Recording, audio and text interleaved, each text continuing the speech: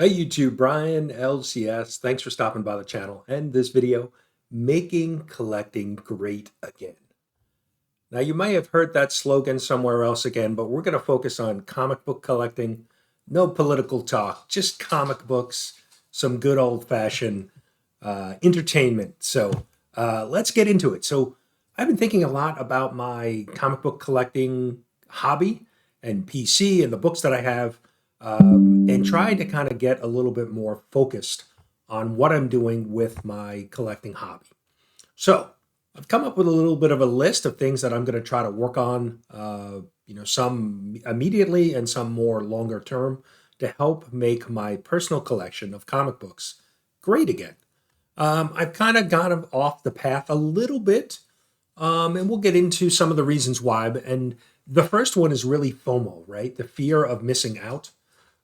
You listen to so many others in the comic book collecting hobby, and certainly being on YouTube, there's a lot of content, a lot of videos. You hear a lot of different things about comic books, particular stories, writers, artists, and sometimes those kind of creep into your thoughts of, when you're at the LCS and picking up books, you may pick up some books that maybe you normally don't because you got that little whisper in your ear from somebody else. And so that's one of the first things I'm going to try to do with my collecting, go moving forward, is say no to FOMO and really stop listening to others as much, right? Obviously, I value other people's opinions and people, in the community who collect. I'm always listening to find out about new stories or maybe new writers, things like that. But to be able to kind of stay on target with my goals, I really want to kind of limit that chatter and not listen to so many outside voices and really just focus on the things that I know I enjoy collecting, characters that I enjoy reading seeing their artwork, in the book. So that's one. Two, I'm going to focus on reading more digitally. I have subscription for Marvel Unlimited, and so I have the ability to read a number of books digitally. So using that tool, so not maybe collecting as many floppies, that saves me some money from not collecting the floppies. It also saves me space. And then too, when you think of the additional things that you need to do when you collect, bag, board, and store, those things add up over time. And so focus on reading more digitally. An iPad is a great, or a tablet, any tablet is really a great way to read books. You can, take that with you anywhere, even on your phone, when you're traveling or out and about, you can access these books digitally. And it gives you some features, the Zoom feature and things like that, reading digitally that you don't really get when you're, holding the floppy. That will never replace holding a floppy for me, having the book in hand and reading it. But I think if there's stories maybe that I would not want to spend money on with a physical book, reading digitally is a great option. I think the other option is then waiting for the trade paperback, because again, less expensive when you get it in a collected edition like that, and it's a little easier to store.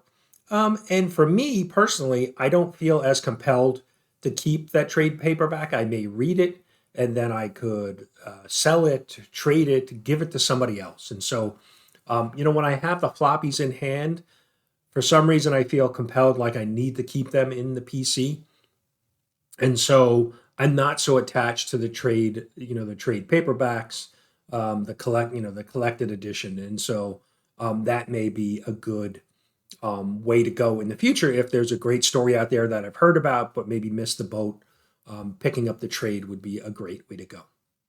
Now, the other thing that I've been thinking about in my mind is, there are a number of stories or runs that I'm working on. So I'm working on Amazing Spider-Man. I really want to focus on Volume 1. I'm working on The Web of Spider-Man, Peter Parker, The Spectacular Spider-Man, Volume 1, Star Wars, the original Volume 1 run from 1977, and then the Spider-Man Volume 1 run from Todd McFarlane. And so the thing to keep in mind when trying to collect those books, those back issues, is that it's not a race, right? There's no timetable that I need to have these books, in by, right? There's no you basically find them out in the wild or online, and you pick them up when you have the money. But there's no, I don't have a deadline for when I need to have those. So I need to keep that in mind that I can pick up books when I want, and that I don't have to rush to get them all done in a certain period of time. And so that's one of the things I'm going to focus on, some of these back issues. Um, but as far as new comic books that come out each week, a couple of things that I'm going to try to follow is buying just the A covers, right? Focus on the A covers. There are so many different variant covers and some great art out there. And I may dip my toe in and pick up a second copy of a book with a variant cover if the art is, really, really well done. But really just kind of try to focus on collecting A covers with the books that I am picking up weekly. That way it just kind of limits the cost, and then I can use that money for other things, picking up some of these other back issues that I was talking about. And I think, that just goes into just stop buying so many variant covers. Like I said, focus on the A cover, but also all of the exclusives. There are a number of, retailer exclusives and different shops exclusives. And although the artwork is great, the content of the book is still the same as the A cover. And so, and those exclusives typically have a premium. You're looking at 15, 20, 25, $30 for an exclusive cover. And so I think just not, giving in to that temptation to buy these exclusives at a premium will leave me money to be able to focus on collecting some of the back issues and key issues that I'm looking to pick up in some of the Spider-Man runs that I mentioned.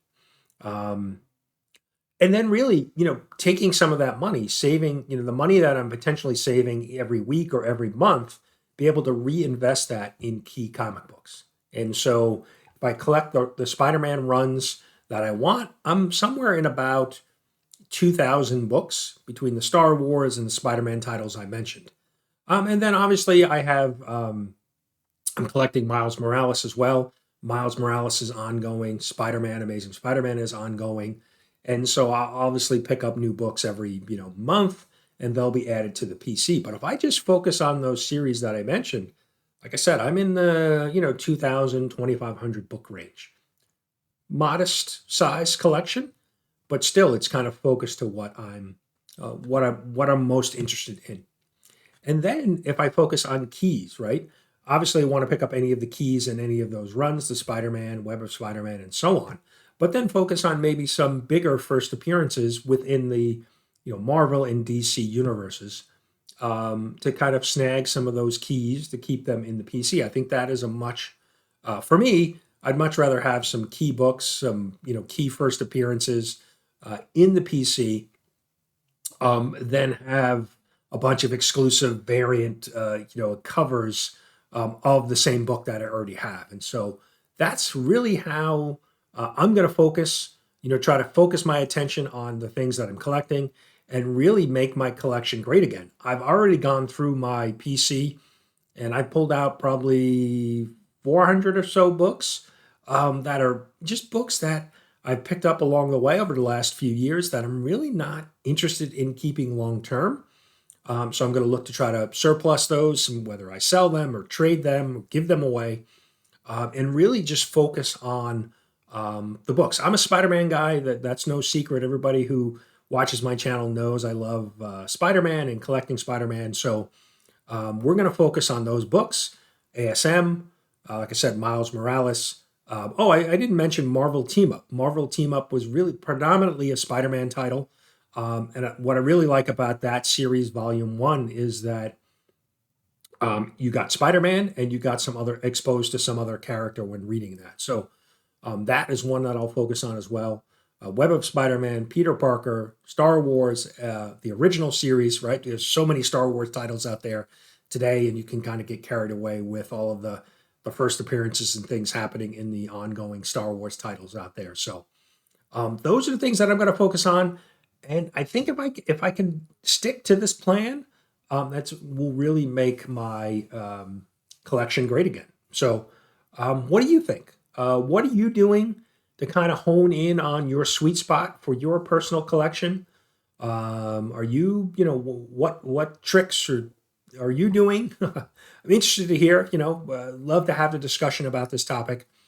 These are just some recent things. I've been back collecting for almost 4 years now, and I've kind of been a little bit all over the place, right? Because when you first get back in, it's kind of like drinking from a fire hose. There's so much, and then obviously the being part of the YouTube community, talking comic books, there's a lot of influence out there, um, from different channels and what they're collecting, what they're enjoying, and so I'm going to try to kind of cut out all of that noise and really stay focused on the things that I most enjoy in the hobby. So let me know down in the comments what you're focused on in your PC,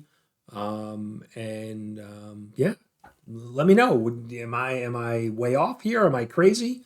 But even if you leave me a great comment, I'm not going to let you let you influence me, um, with my PC going forward. But that's what I got for you. Hope you enjoyed it. Like I said, leave me a comment, and we'll see you next video. Thanks for watching.